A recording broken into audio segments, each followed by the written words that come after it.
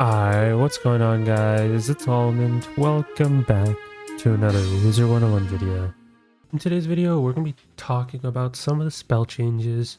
Of course, I've already covered the storm changes, but now I want to talk about the fire changes to certain spells and certain things that they've done. So, if you do enjoy this type of content, sure leave a like, subscribe, all type of stuff. We're on that grind to 7k, so like I said, I appreciate you guys that do subscribe or even leave a comment. It helps out with the algorithm. But we'll be going one by one through all the spells that got changed specifically for fire. I will be posting videos later in the day or the next couple days of all the other spell changes, as well as some other stuff that came out during test room. So there's that. Now let's start talking about Heckhound. Now Heckhound, I feel like not many people are talking about, but this is something I have been looking forward to quite a lot, and I was hoping that they wouldn't mess up on Heckhound. Whenever I heard that we were going to get Heckhound changes, I was very scared because there was a point where we would use Heckhound and Incendiate in single boss fights. It would just make farming certain spells, etc., just any type of method a lot more quicker. But luckily they didn't make Heckhound two separate dots. That was like my thing I was like very much scared for, is if they make it two separate dots and the damage just becomes terrible. They didn't do that luckily.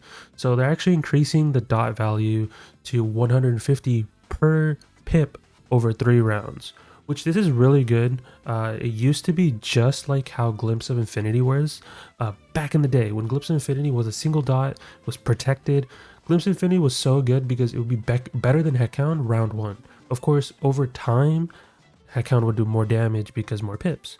But this is now literally OG Glimpse of Infinity in Heckhound form. So top path is really good. I'm going to love this spell. I'm going to have to farm it from the event spell elements. So this is going to be an event spell element like spell. So you aren't going to be getting this from cantrip chests. So this includes like Beast Moon farming, or if you want to do the seeds or Portal Peril. I really recommend that you either do Beast Moon, which I know not many people are going to do just because I know some people do get annoyed at Beast Moon farming spell elements, or what I usually do and how I've been maxing out my spell elements is just redeem the event spell elements from Portal Peril. It's kind of straightforward. Just do that. That's what I would recommend. And then of course they added a bottom path for Heckhound, which is just 4 pips, does damage, and it puts 250 traps for Fire School if you have a hot on you. Now, of course, if you're doing advanced content, you could use this spell. I feel like some PvP players are going to have reasoning behind this. Of course, this even works in 50 PvP because it is PvP locked at 18. So there's that. Now, when it comes to advanced content, I'm not too sure. I feel like it's too early for me to tell, specifically for PvE. I don't know how useful this will be in challenge mode, just because there's other spells that usually we go for. But for PvP specifically, we'll have to see what the meta looks like. You guys let me know what you guys think of Heckhound. But overall, I think top path Heckhound, amazing. Fire got some really good PvE changes. Much needed, if anything, but it's just there's making fire just a better school overall, and I like it a lot. So there's that. Now let's talk about Raging Bull. Now Raging Bull got its top path and bottom path. Now the original Raging Bull that's currently in the game is what it does. It does 710 through 860, and then it detonates a dot. Now we're going back to the mantle variation of Raging Bull for PvE players, just casual PvE. If for some reason you want to use Raging Bull, that is an option, right? And it'll do 750 to 900, and then it'll put a minus 40 mantle on all the targets. This is just literally everyone. This is an AoE, right? So I don't know how much people are going to use Raging Bull. I'll be honest, because the fact is, how often do you really use shads in PvE? I preface this a lot, even when it comes to farming or strats, I don't really include shads. It's very rare. And maybe time will tell when I actually want to start including shads into my casual deck setup. But like I said, turn 1 you're using your Meteor, using your Wallaroo spells. Maybe if people are still using their Dragoon spells, that's a thing too. But I really don't use shads unless I'm bored. That is my general explanation around shads.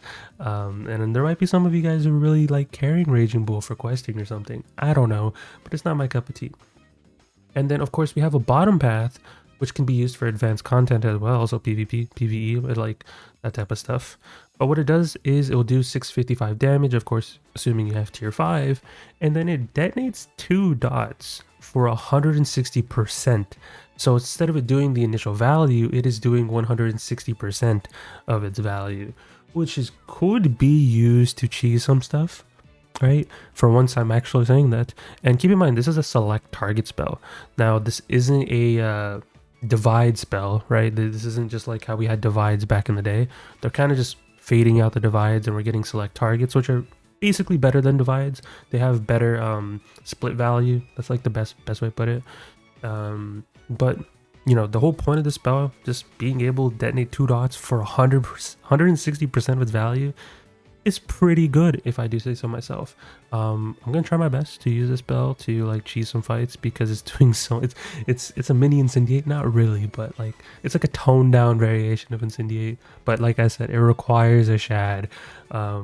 And we'll see. Maybe I might start using shad gear in advanced content because I can use something like this. Who knows? Now let's talk about scimitars, Scorching Scimitars, the Mirage spells. I really like Mirage spells, but what it looks like right now and currently in live realm, it does 876 damage, but it's divide.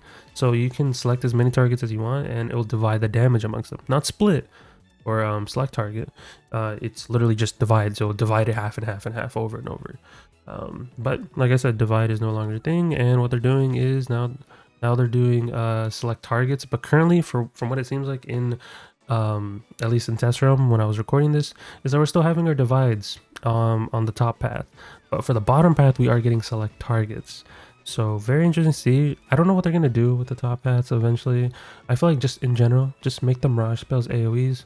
It's not really gonna hurt anybody, just because I don't really like the divide mechanic. I don't really like the select target mechanic, unless it's advanced content, right? We can talk about advanced content, but that's a little bit different. But I feel like for casual PvE, how often are you carrying a shad? You know, that there comes into like those little predicaments. But like I said, divide is not really it. But still, 905 for a single target if you are trying to use it, but it's still going to get divided. I would assume eventually they're going to make them select targets, but just for now. But for the bottom path, it is select target, as I said, and it is 430 damage, so no divide or anything like that. It is a select target, and then it does a universal 40 trap, 2 of them. So these aren't chromatic. It's not going to be fire traps or anything like that. It is just literally universal 40% traps. Don't know how often people are going to be using this in PvP, but we'll have to see, right? I'm not a PvP head, so I can't talk too much from there. I'm just an outsider watching in, as I always do.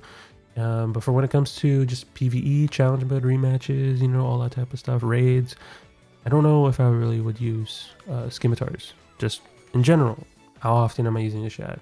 Unless there is a mechanic like certain raids where you can, you know, cast a card into people that are in fights, like the Vanguard teams, etc., and give them a shad.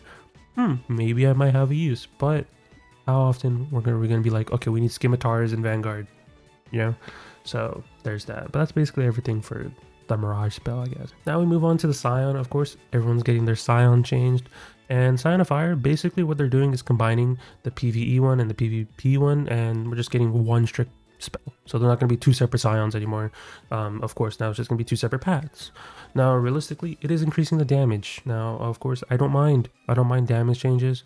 A Scion of Fire is really good for the Gold Key boss, specifically the Pixel Academy one. I've used it quite a lot in there whenever I did farm spell elements from there. I still need to, but I'm just very lazy.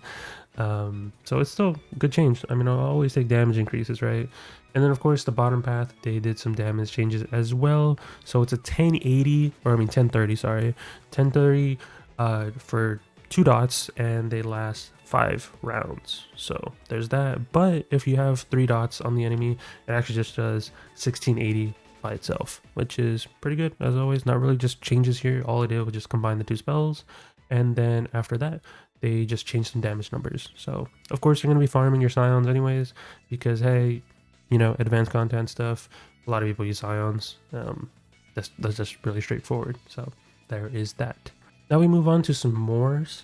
Now s'mores got some changes all around. Now the 35 traps are no longer a thing, and now they're 40 traps for the overtime spells. And then of course the damage increase as well, and we're getting tier 4 and 5. With that comes some damage increases to tier 4 and 5. And for the bottom path, it is changed. So no longer there's 2 pip shads. It is now, weirdly enough, it puts 2 dots in total. They will add up to 860 for 4 rounds, as well as it gives you a hot. So it's kind of like a better version of like Link.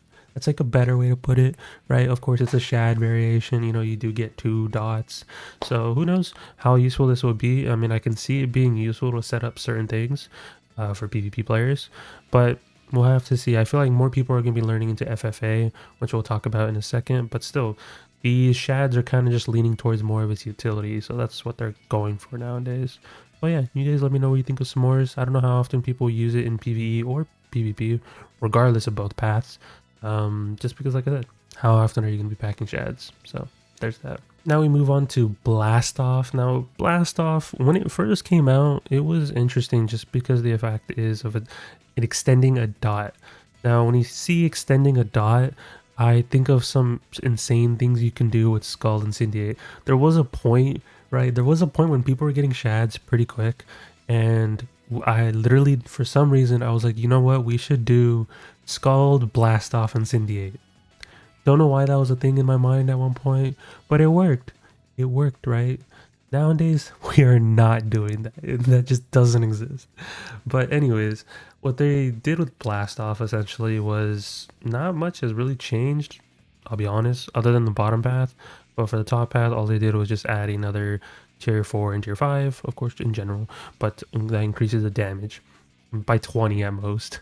And then the bottom path, no longer 2 pip shad. And I'll be honest, I don't think anyone was using Blastoff in PvP. I could be wrong. Maybe there's some PvP heads that are warlord from doing Blastoff, but I highly doubt it. But what they did to Blastoff now is it is a select target spell, so keep that in mind. And it does damage at first, so it does 625 at max tier, and then it puts a bomb on them for 420. Now that bomb doesn't detonate till 4 rounds. So if you want to do some shenanigans where you detonate the bomb, or you do some Blastoff Raging Bull combo to make the bomb do more damage. I don't know, right? I'm just giving you guys suggestions. But realistically, you're not going to be using Blastoff in casual PvE unless you're being quirky. But when it comes to like advanced content, like I said, don't know how much I'll be using these in advanced content for PvE sakes, advanced PvP content, or PvE content I mean. But for PvP players, they probably have their own take on this. But yeah, there's your little Blastoff card as well. And then finally we move on to, I think, probably the second best change other than Heckhound in my opinion. I feel like Heckhound was more important to me than FFA, but FFA still really good change. They brought back the old FFA. Now, I don't know why. I think a lot of people were, I'd say more of the casual players. Now, like I said, right? Like I said, how often are you using shads in PvE? I don't know, right? Me personally, I don't use shads. I don't, not in PvE, unless for some reason it's a prolonged fight and I know how to, manipulate my shad gauge to be able to get a shad by a certain round. Then it's different, but it's still very, very rare. And a lot of people were asking for FFA to come back, and I think this kind of just like eventually made its way back. But yeah, now it's no longer that the 3 separate dots with the the 3 traps. Now it's literally a hit, so it's back to 995, and then it puts a fuel. That's basically it. What it was before, at least currently in live realm, right now, before this comes to live realm, of course, which is a 20% trap. So now it's back to the 25% trap, as well as it's doing damage instead of doing 3 separate dots that are 1,425. And then what they did for PvP players or advanced content users, they reduced the shad back to 1, of course, that's what they're doing with all the spells, as well as it's doing 555 damage, but you get 2 traps instead of 3, but those 2 traps are 55% traps, which could see some use, not gonna lie. I can see myself, there's a possible chance, for once I'm saying this in this video, there's a possible chance I'm using FFA in some sort of challenge mode or advanced content for PvE. Now, PvP players have their own take, as I said, but there is some possible chance of me using this just because it has 55% traps. Now, of course, we do have like those weaving spells and everything like that, so there are traps and blades that kind of have like relatively good percentages, but 55% traps are never to be slept on, especially when it comes to advanced content, because you can't just casually use a feint in like challenge mode. That just doesn't work. So there is that. But those are all the changes for Fire. Thought I'd go over them. I'm going to go over all the other spells as well, and then the Gauntlet and everything else that people have been requesting in my DMs, of course. You guys let me know what you guys think of the Fire spells. I think, honestly, Heckhound was probably the best change. I'm not going to lie. I feel like people are going to sleep on Heckhound. It's going to be a sleeper, but it's very, very good. Trust me. I'm glad it's saved. They didn't make it two separate dots. It is just literally OG Glimpse of Affinity without the protection. It does so much damage. Trust me, round one, you'll see the strats down the line for like certain bosses whenever they come out with stuff, and I'm gonna be like, okay, we're gonna do Heckhound, Incendiate. Trust. And then of course the second one is probably be FFA, just because the community likes it. I'm not gonna be using it too much. Maybe, and then the rest are kind of I just But those are my thought process on these spells. So that's enough for me. Leave a like, subscribe, all type of stuff, turn on notifications, join Discord, of course, and I'll talk to you guys in the next one. Peace out, guys.